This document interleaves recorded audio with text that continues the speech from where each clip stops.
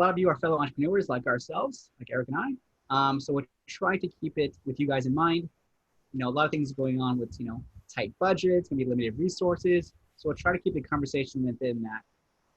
One thing I'd also love to get your thoughts on, and I don't think we have a poll for this, but if you could let me know in the chat, let me know if you are selling to a B2B audience or B2C. Meaning, are you selling to other businesses or are you selling directly to consumers? Let me know in the chat which one you're focusing on, and then we'll try to steer the conversation that way as well. Joel, do you mind that I share something with the audience? Yes, absolutely. All right, so could you guys see the slides? Can you see yes. this? Okay, so I think that the fundamental thing, if you want to have a social media strategy, you want to find customers on social media, you need to go slow to go fast. So a lot of times we tend to ask about, which social media platform to go, what content to create, how to get sales, how to create an offer. No. All that comes much later. The very first thing that we need to be extremely clear about is who exactly you want to target.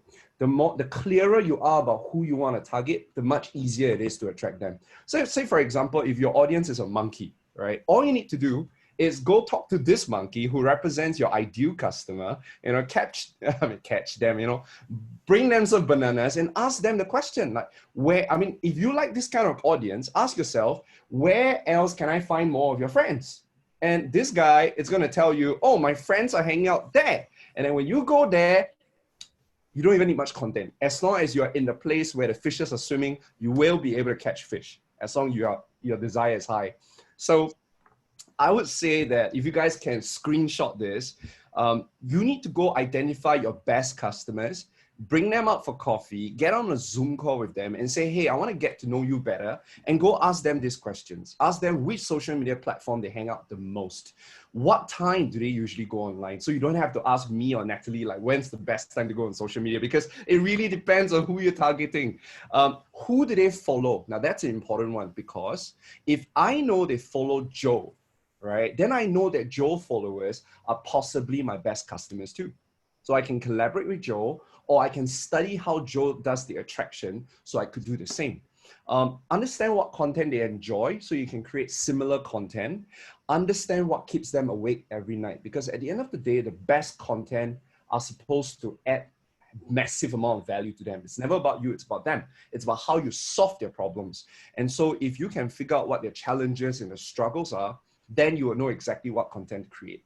So by doing this 20% work, you solve 80% of your problem when it comes to social media. Yeah, no, I think everyone needs to remember Eric's monkey after this session. So thank you for that. Yeah, that's how you guys remember the point. And just to share a quick anecdote, I think as an entrepreneur myself, I could definitely relate to what Eric is saying. When I started the business, I was trying to sell to everyone. I was trying to sell to MNCs, to startups, to governments. And because of that, my content was all over the place. My sales and marketing was all over the place. And to say the least, I didn't sell much the first few months. So going back to what Eric was saying, really honed in and saying, okay, where do I actually have the most experience? Where can I add the most value? And really focusing on that, because I think it's a big mistake, particularly when we talk about content, which we'll talk about in a little bit later, is trying to make your content too vanilla. I wish I had a vanilla ice cream prop here. But I think that's a big mistake that a lot of business owners make, is they make it so generic that they're trying to appeal to everyone. But in the end, they're not, the flavor isn't resonating with anyone. True. So really good points, Eric. Natalie, anything else you want to add on to that? I think I'll provide some actionable tips for our audience. I think one way you can really go about looking for your desired target audience would be by going through their Instagram following. So after you've identified who you really want to target, go through their Instagram following. That's number one. It sounds a little bit stalkerish, but it works. Another thing is you can hit up the explore page, and you can definitely just go around like different posts that you think would, like, this is your target audience. You go and just like the post, because when you do that, this gives you visibility.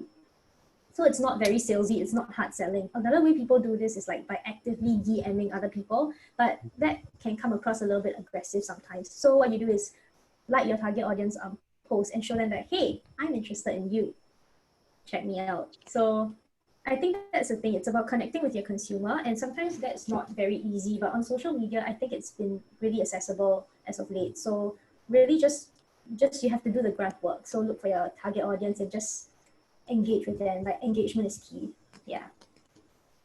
Yeah, no, I think it's a really good point. We have a couple questions from the audience. I want to answer those as well. Okay. It says, what are the industries that are thriving during this COVID situation? I can probably add on to that first, and then I'd love to hear you guys. So I think, it's important to understand, if you think of like a bell curve, there are on one side companies or industries that have been severely impacted. So you think of retail, you think of F&B, hospitality, events to some extent. And then you think on the other side of the bell curve, you have organizations who are thriving. So you think of Zoom right now, you think a lot of like the telemedicine, which is really taking off because there's not really options. And then you have, at the middle of the bell curve, you have a lot of organizations who are somewhere in the middle. And so for some of them, I try to understand, going back to what Natalie and Eric were saying, talking to them to understand, okay, how is this, how has COVID impacted your business?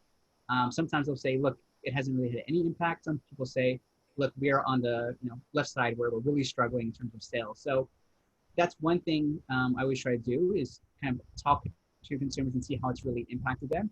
But I know tech has definitely, a lot of tech players right now are doing quite well because of the situation. Natalie and Eric, what do you guys think? Oh, I think you answered the question very well. But Right. what was in my mind though was, why would you ask that question? Like, why would you want to know which industry is doing well? I mean, I don't see how that's going to serve you. I think what's more important is to ask yourself the question, which is, what's the best value that you can provide right now, to your dream customers? Because the best businesses are essentially solving a problem. Think about it. Facebook solved a college boy problem, which is making friends from other colleges, right? Jack Ma solved a big problem for Chinese businesses. He wanted to help Chinese businesses do business with the rest of the world. So that was the problem he solved. The bigger the problem you solve, the more money you make. So I think that a more constructive question that you guys can ask is, what is a problem that's existing right now because of COVID-19 that you are excited to solve? Now that's a business idea. Yeah, no, I think it's a really good point. Natalie? I totally agree with what Eric said. It's really about solving a problem, because when you solve, especially if you think about the digital landscape now, how consumers are increasingly savvy, people don't just go online to look for things anymore. They do it with that. They are armed with active knowledge and information. So in order for you to really stand out, you not only have to be engaging, you have to be legitimate, you have to be authentic, you need to be able to reach them in a way where they feel connected to the brand. That's number one. And for your business, like, what problem are you solving? How can you value add to their lives? Especially with COVID-19, I think many businesses hop onto the bandwagon. So what happens is there's an influx of COVID-19 content. So how do you stand out in a sea of the same content? So it's really about looking at what you need to really target these people, like what are they looking for. So for Helpling, it's very simple. We are cleaning solutions. So for COVID, it's actually very, our business has grown. So it works for us. But if you're doing something else, I think the question you need to ask would be what Eric mentioned earlier. What business problem are you solving? So totally resonate with those points. Awesome. We have a bit more tactical questions now. I'll let you guys, I'll put my 2 cents in here. It says, how to make the post go viral organically?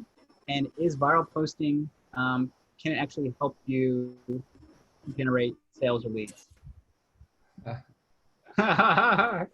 You guys want to take that one first? Well, I'll talk about it, because I mean, one of the topics that I recently did was how to make your content go viral. Mm-hmm. So may I ask that person that's asking that question, which social media platform you're talking about? So I think what we need to understand is that every social media platform has its own rules.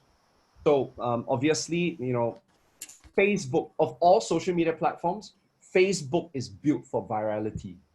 So if you want to have a chance of getting any of your content going viral, Facebook has your highest chance. Why? Well, because of the share button. If you notice on YouTube, there is no share button. There is only the subscribe button and leaving comments button.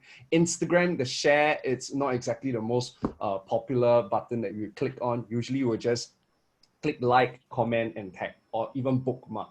So I would say number one, understand which social media platform that you want to be on.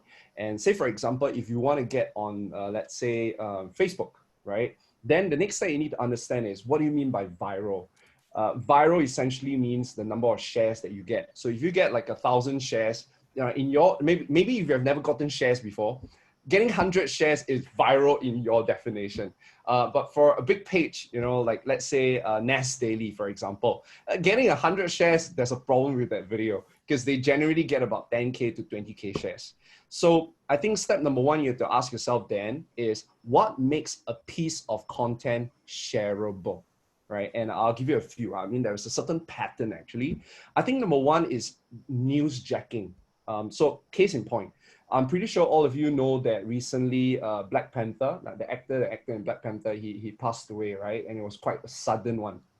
So anyone who posted any piece of content relating to the Black Panther, right, and assuming that the people following you are also fans of Black Panther, that post has a very, very high chance of getting viral simply because it's the hottest news. So hot news, any content relating to the hot news or trending news will work.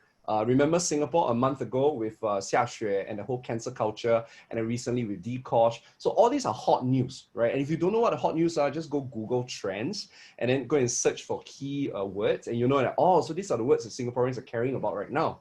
And then you go create a piece of content for that. The second type of content that seemed to work very well, which I think it's a lot more sustainable for every one of you, is to tell stories. There's a saying that facts tell, but story sells. And I remember not too long ago, I had a post of my dad. My dad is 70 years old and he did pull-ups. He did 5 pull-ups and his friend was just filming him. And I posted that on LinkedIn, Facebook, and Instagram. They all went viral, right? So this one is platform independent. It's all about, that story. That story is relatable, right? Because we all have dads. The story is inspiring because he achieved something that most of us cannot achieve or wish we can achieve. And so I would say that if you want to go viral, the best thing to do is to understand what we call, what's this thing called investment? In investment, we try to beat the stock market by trying to read where the market is. This is what I think people are trying to do when they try to do viral content. I say you don't do that. What I recommend you to do is, whenever something interesting happens to you, something embarrassing, something frustrating, something upsetting, something inspiring happens to you, document that down. If it's on Facebook, do it in a form of video or written word. If it's on LinkedIn, words. If it's on Instagram, a visual.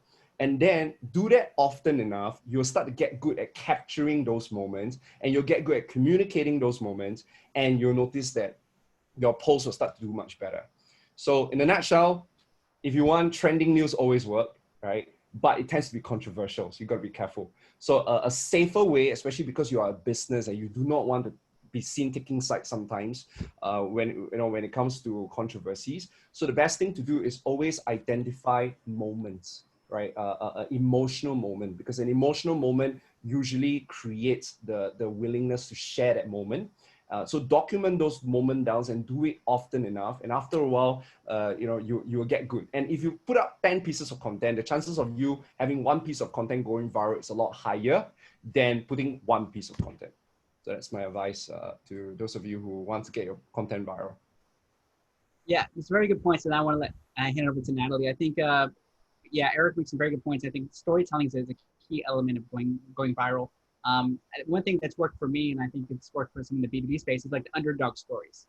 So people like those trials and tribulations. And I think that, Eric's father, I actually like that video as well. I thought it was a beautiful video.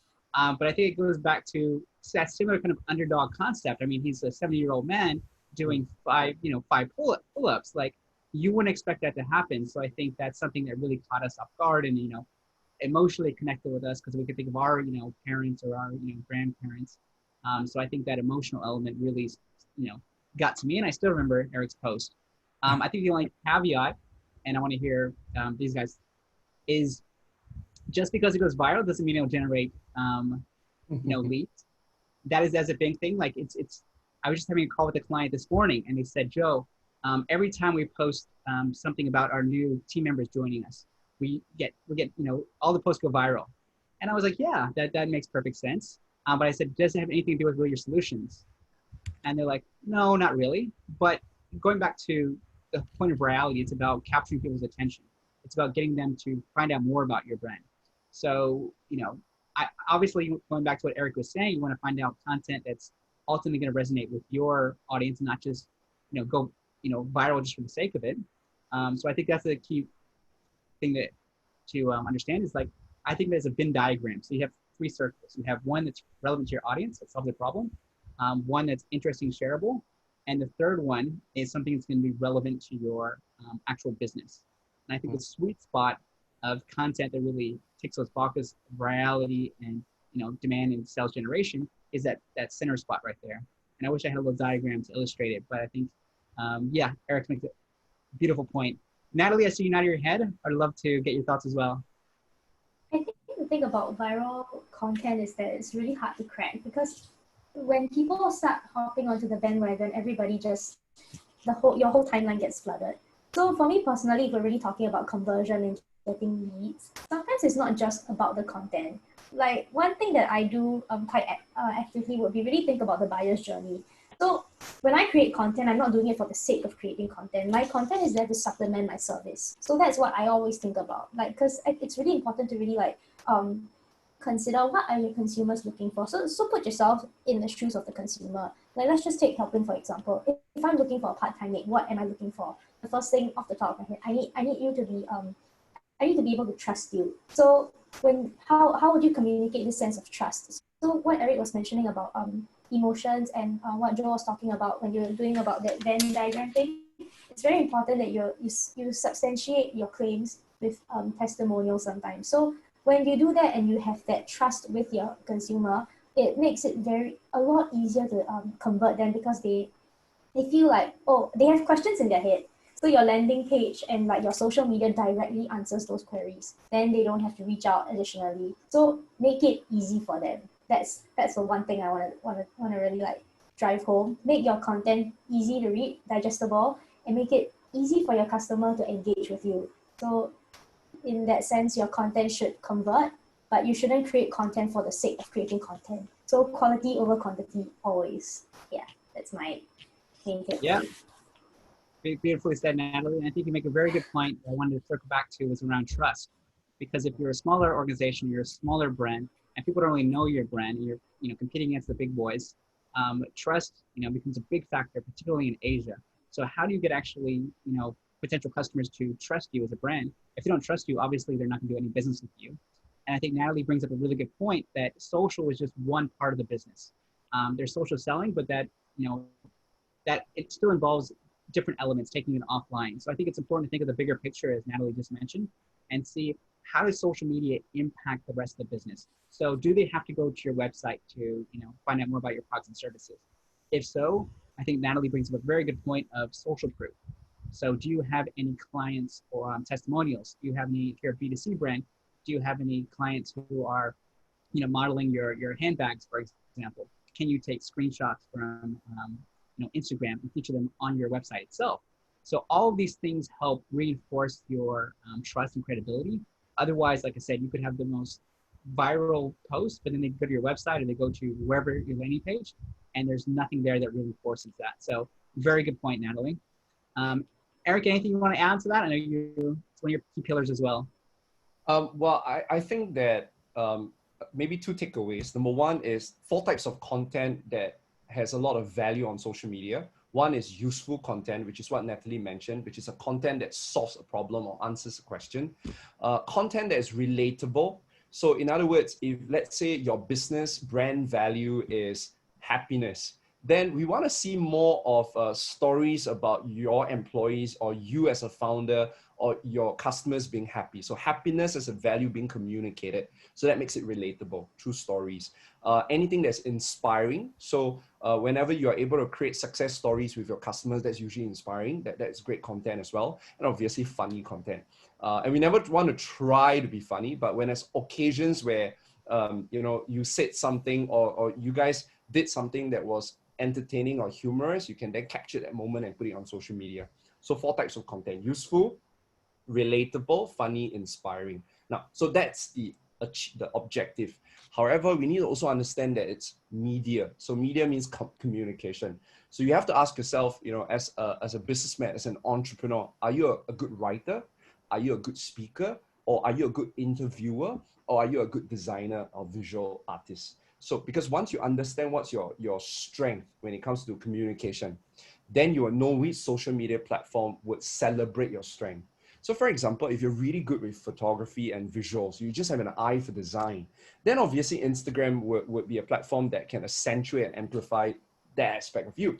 But if you're like a bookworm like me, you know, I like to read and I like, you know, talking to people about things I read, then obviously LinkedIn would be great because LinkedIn is the modern day symposium. Or if let's say you're somebody that's very relational and you love connecting with people, then I'll say Facebook is great. Facebook is made for connecting with people. Less of Instagram, but more on Facebook. Facebook to me is the modern day home. LinkedIn to me is the modern day conference. Instagram to me is a modern day party, you know, and TikTok is a modern day rave party. So, so every platform is different. And if you understand your strength as an individual, then you know exactly which platform will bring out the best in you. So that would be the layer that I will add on. Thank you, Eric, and thank you for reminding me how old I am, and I'm too old for the raves anymore. Oh.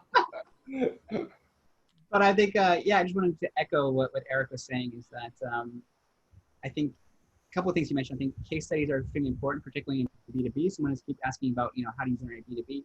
And I think one thing that's powerful is, you know, breaking away. There's a couple of examples of B2C and B2B where people actually interview their clients. So for example, there's a financial advisor that I saw this morning who was interviewing one of his clients, going back to what Eric was saying, finding out what their story was. I think this person had experienced cancer and overcome it, things like that.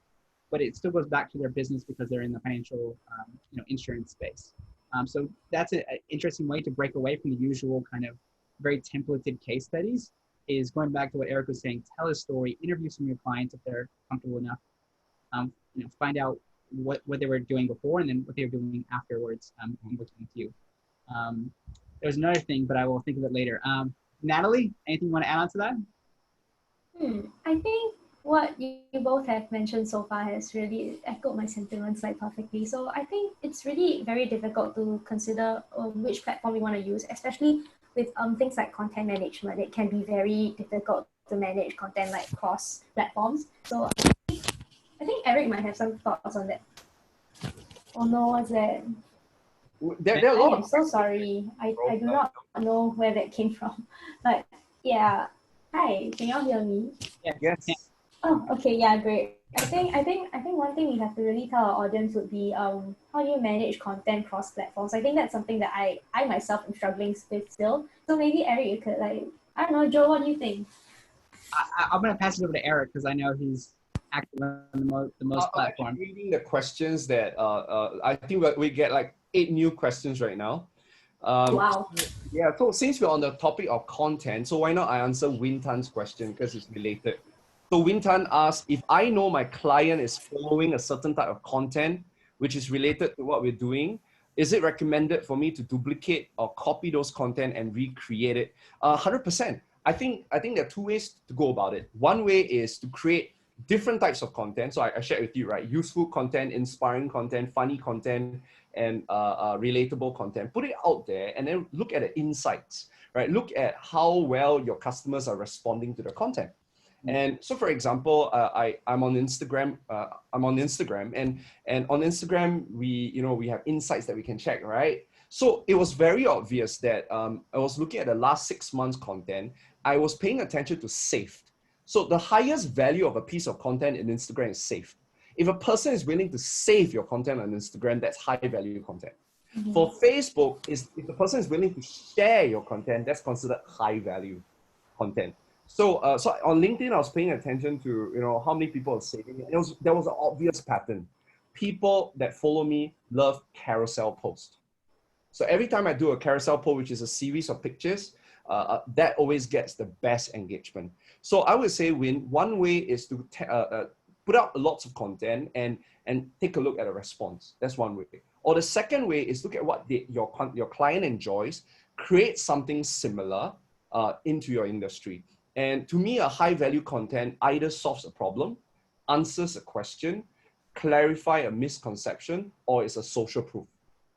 Let me repeat that. So that means whenever you create useful content, right? Like, you know, I do not know what business you're in. If you can tell me what business you're in, I can give you even more specific micro advice.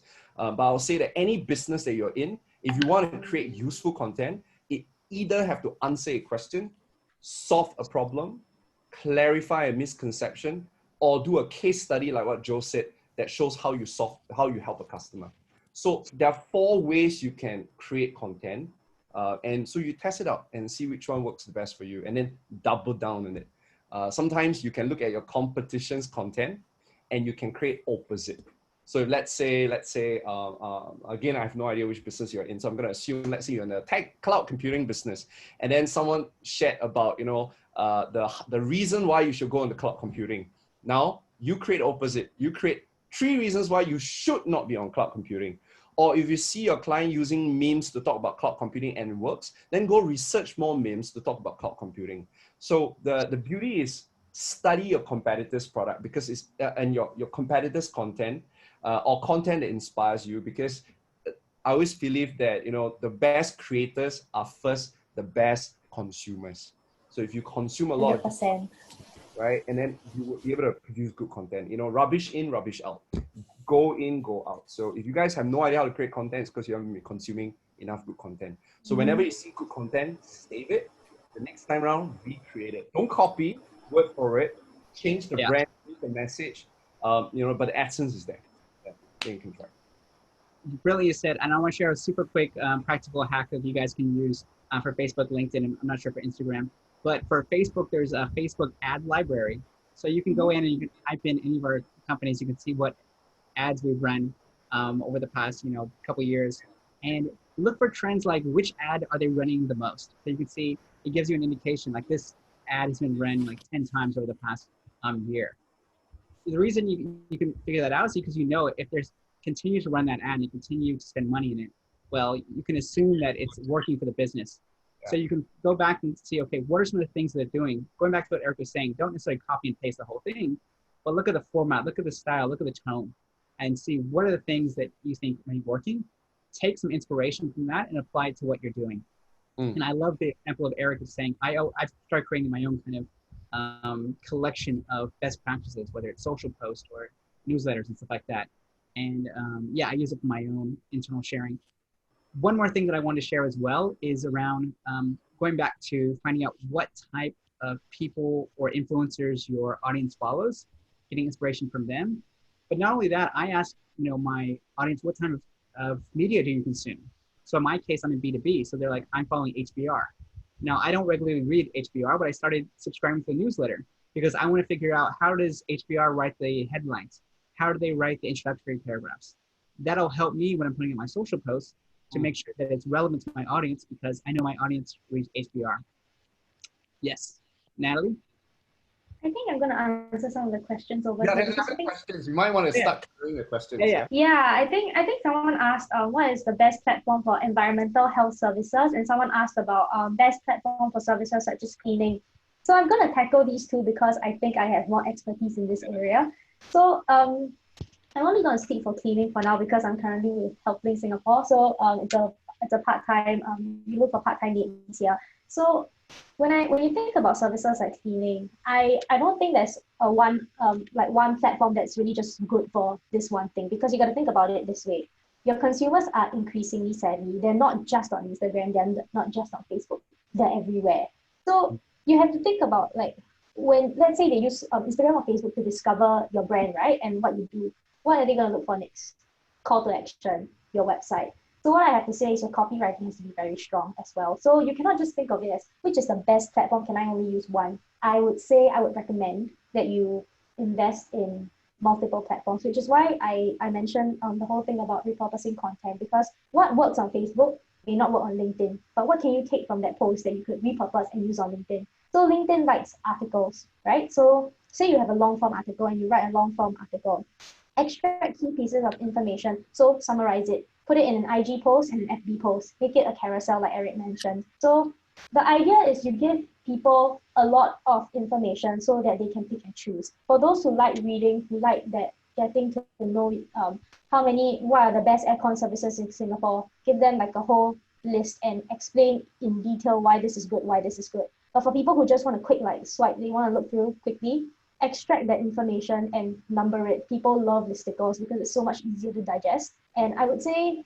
best platform for environmental health services. I'm not so sure what you mean by environmental health services, but I would say for things that are a little bit more serious, you could try LinkedIn. Depends on who you're targeting. If you're looking for businesses, like businesses online, I think LinkedIn definitely. And I think what Joe mentioned about FB ads, they are insanely useful. If you're not familiar with the whole Google landscape and what they can do for ads and analytics, I highly suggest you just look for courses online to really like familiarize yourself with this whole landscape, because social media is only going to evolve. And I think you can learn a lot from just insights alone, and read more, take content from everywhere, and just repurpose. It's really quite fun, and you become more knowledgeable as you go along. So that's what I would say to these two questions. Awesome. Okay, another question from the audience is, how to get your customers involved and engaged? I'm guessing on social media. How do you get them involved and engaged on social media? I have a story, but I'll hear from you guys first. Well, I think in social media is, you have to give before you can get. So if you want them to engage with you, then you need to go engage with them, get involved in their life. Maybe can I show them something? Since we have quite a number of questions on Facebook. I promised you I'll answer the question about engage, but I want to show you how you guys can get free leads on social media. I don't think I can show you LinkedIn and Instagram today. I prepared decks, so I'll send it to you guys after the program.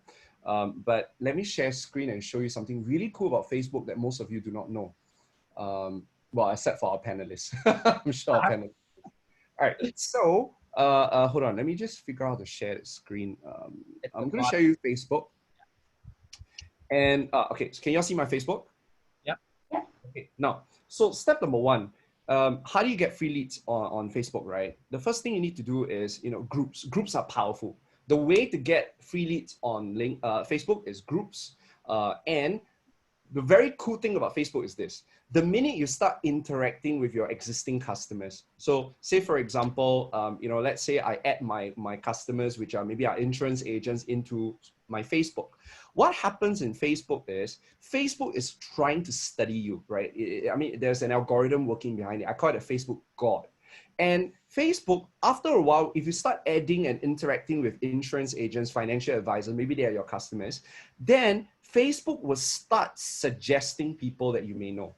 And these are all hot leads, because I guarantee you this, guys, the fact that if you go check me out later on Facebook, after a while, your name will appear here. Or the fact that because now you're on a webinar, Facebook is listening to our conversation, you will appear here later in the next 2 to 3 days. So I kind of like it. I know some of you might not like it, but I think that the more you interact with the people that you want to do business with, the more Facebook starts suggesting people to you. So that's one way.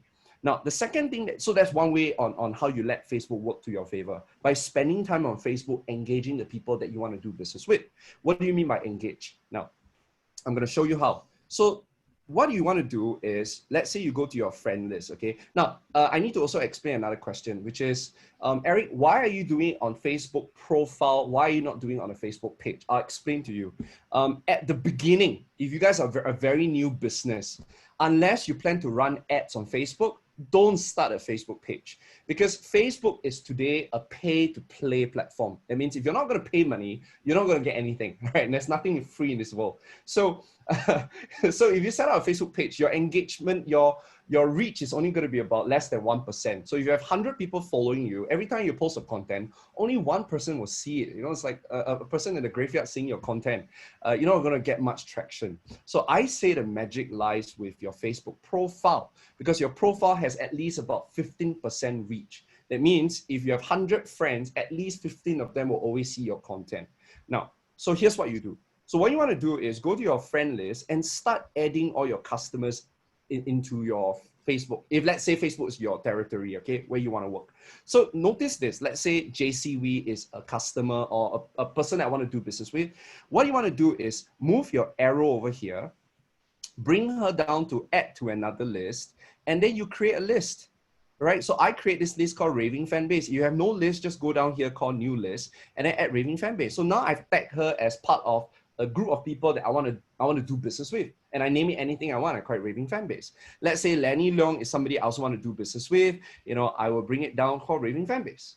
Later on, when you add strangers, you do the same thing. You know that this stranger is somebody you want to do business with, add it to your list. Now, what is going to happen is every day, I want you to spend at least 15 to 30 minutes on Facebook. Go to this thing called friend list. This is your homepage.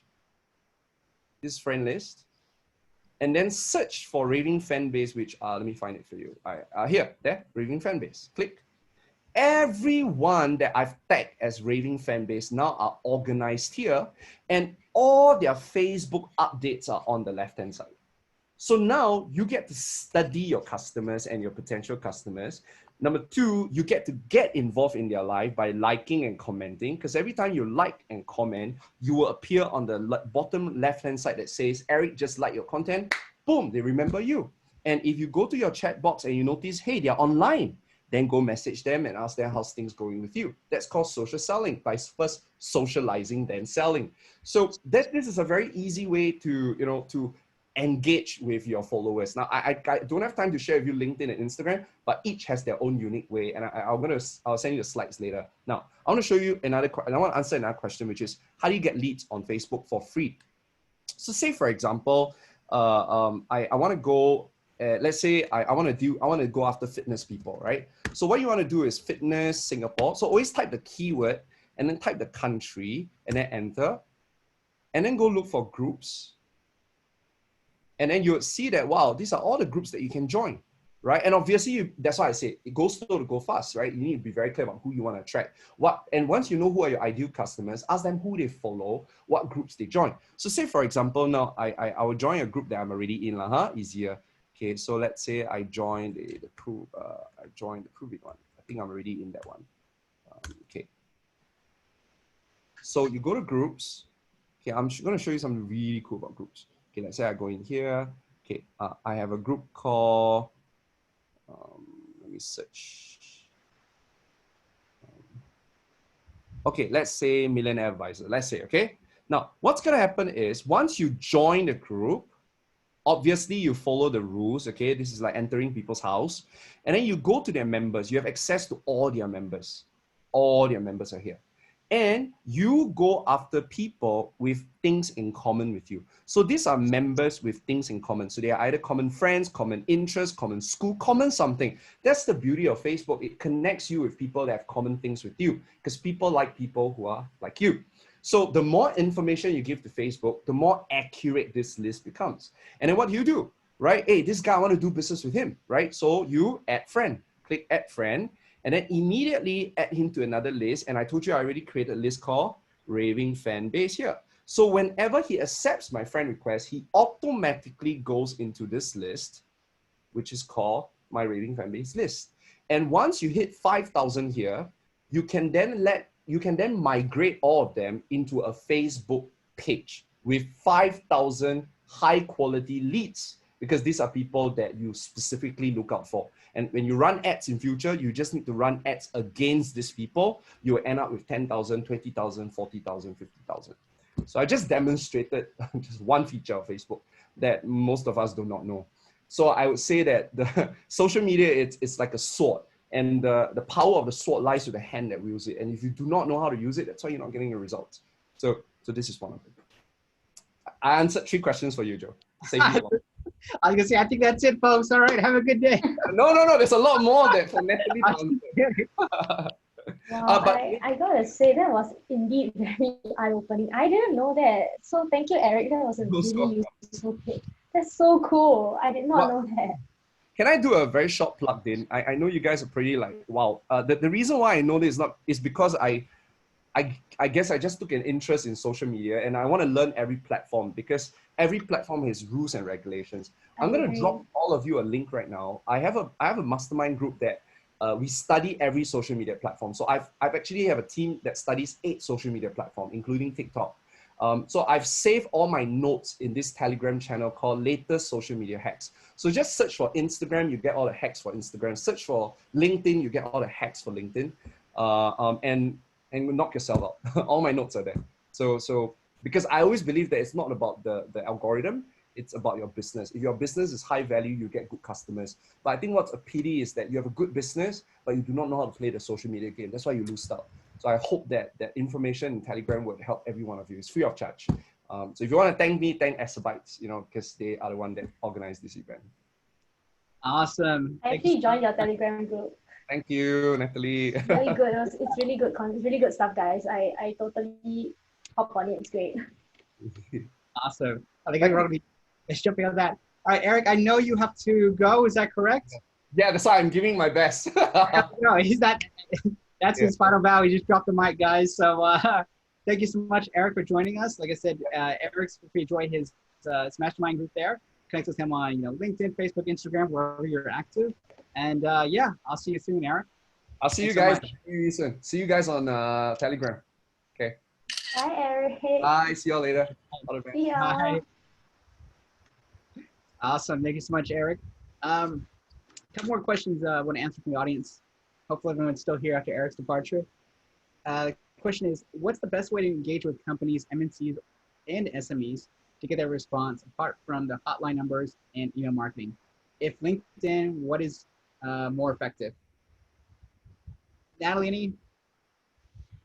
I think personally for me, I think it depends on your business model. So if you're looking to get leads and stuff on LinkedIn, I'm not so sure if that's very effective because people don't really, LinkedIn is a very professional platform.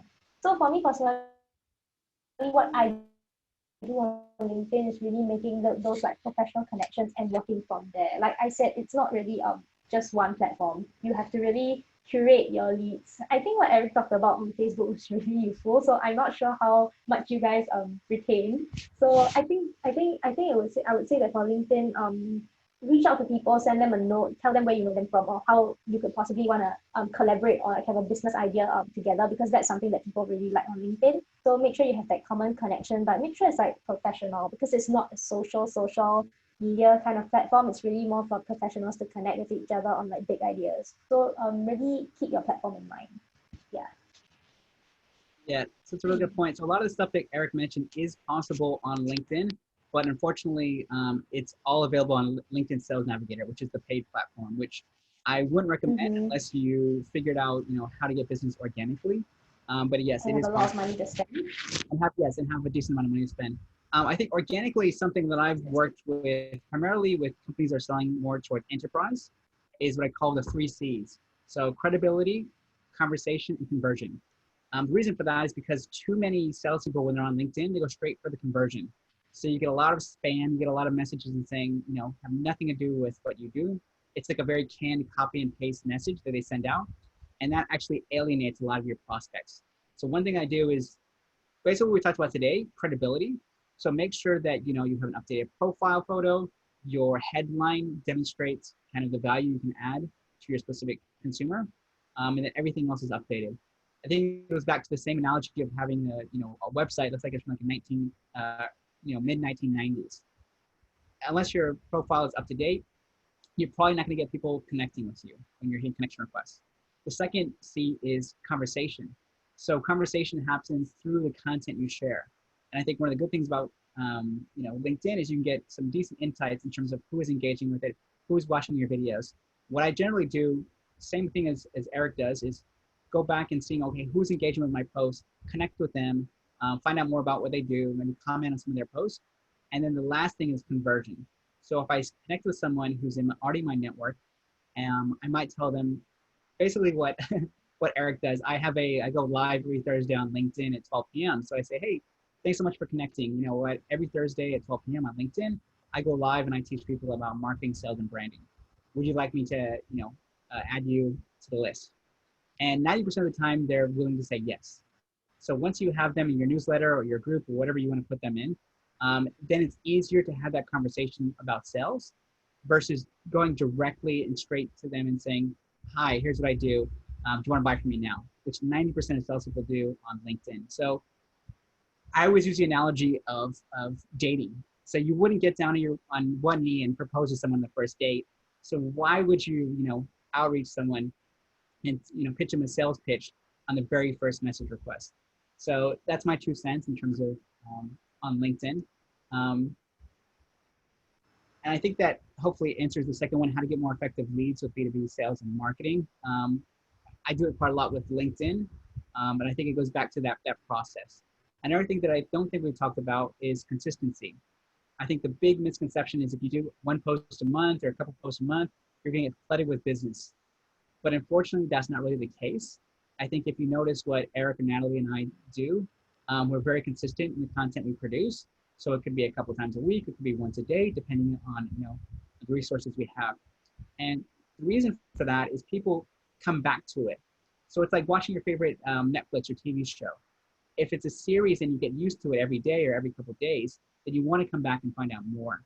Versus a lot of people, post and then they'll go dark for a couple of weeks and they'll post and they'll go dark for another couple of months. That is not helping build an audience.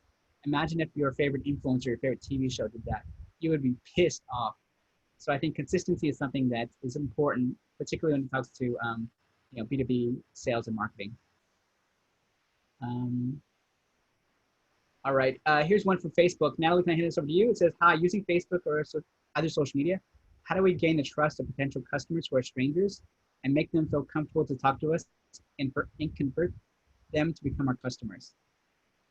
Okay, so for conversion, again, I would have to mention that because it starts with your content has to be solid. So like I think Joe mentioned earlier, social proof is a very strong thing. So if you're having new customers and you're having trouble like converting new customers and stuff, it's really quite difficult to, I can understand the difficulty, but like I said, my expertise really lies in the content creation part. So really, I really believe in authentic content. And because I understand this content landscape, I think the most actionable advice that I could really give you from my experience thus far would be giving you guys a little, like some tools that you could really just use to really maximize your content production. So I'm so sorry that I will not be able to answer your question in terms like super directly from like a sales angle, but from a content angle, it really is communicating what your message is to your customer really, really well. So have brilliant copywriting, have excellent visuals, but most importantly, make sure what you're saying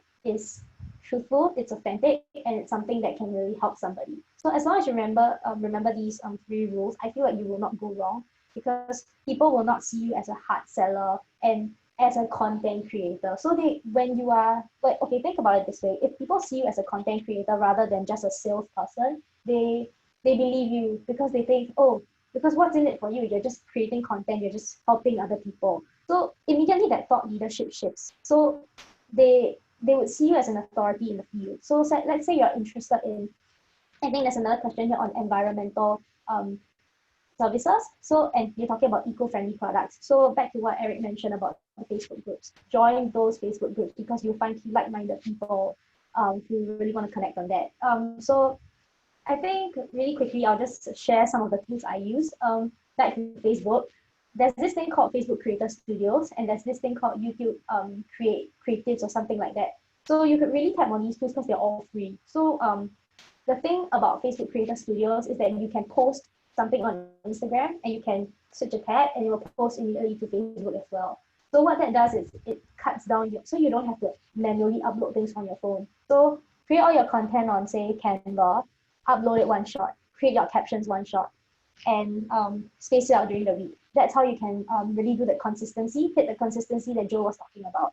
So I think that answers a few questions on like content repurposing and Facebook getting leads.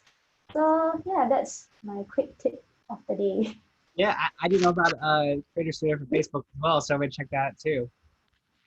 Yeah, there are actually a few. So you have Creator Studios and you have Later. But I really like Creator Studios because you can upload carousel images, videos, and you can schedule your posts. Scheduling your posts is the most important thing. Unfortunately, Instagram's API does not allow for scheduling of Instagram stories, so you still have to do that manually. But oh yeah, one more thing, guys. You have to get on stories. If you're just doing posts and you're not using stories, your engagement is not going to be there because we like watching stories. So get on IG stories. But to really supplement your posts, consider checking out Facebook Creator Studios. Yeah, Facebook Creator Studios. Yeah, that really helps you to schedule, and you can do timing, and you can look at time zones. So depending on where your customers are from, you could really target them as well. And oh, best part, they give you insights. So when they like your post, how much you share, they have the whole graphs and everything. So if you like data analytics, it's quite fun. So yeah, you could really check that out. Awesome. I think we probably have time for one more question, and I think Natalie, if you better answering this, is what are some advice for marketing new products on social media? Ooh, marketing new products on social media. Okay, I think this is something that I'm personally very passionate about because I'm a very passionate consumer. So what speaks to me will definitely be the transparency. What's behind your product? What is your process like? How did you come about? What is your founder story? Things like that really speak to the audience because we feel like, oh, this brand cares about people. They care about what they're doing. This is something that's so important to them. So don't just sell it to them. Okay, depending on where you're from as well. So there's this brand I know that sells beauty products called 𝐒𝐞𝐲 𝐏𝐶𝐞𝐬. And I gotta say, even though their Instagram profile and Facebook profile probably doesn't do the best engagement-wise, I can guarantee you their sales are crazy. The conversion is crazy because the way they showcase their products. So basically think about it from a consumer's perspective. What makes you want to buy when the product works? So you gotta present your product in a light where when consumers see it, they interact with it and they're like, you know what, this is something I could try. And if you're open to it and if you have a budget, you could consider sending PR packages to micro influencers so that they will show it to their friends because it's about, when it comes to micro influencers, it's about word of mouth marketing and that generates more trust than the bigger influencers because people feel like they're selling out sometimes.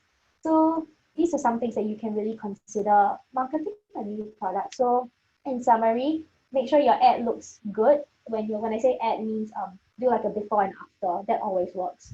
Make sure you're hitting the right target audience. So who are you selling to? What are you selling? I think that's really important. And third, create content that educates. Educational content will never go out of style. So you have something new you want to share it with people. People will like that and they will be grateful that the brand that they follow has this voice and this leadership so that they can trust you because if your information corroborates with what Google is saying, they're more likely to write, oh, they know what they're doing. So that's something I would say.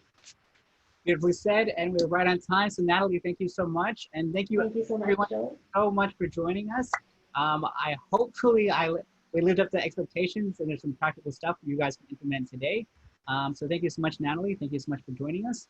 And with that, we'll see you next time. Connect with us on LinkedIn for me, Joe Escobedo, the brand builder. Natalie, how can people get in touch with you? All right, so it looks like Hi, Joe. Okay, connect with me on LinkedIn as well. I think it's sent already. So. Awesome. Oh, hi. Is that you sent? Wait. All right, perfect. Thank you so much. Thank you, everybody. Thank you so much, Joe and Natalie. Thank you. All right. See you. Yep. Bye. Bye.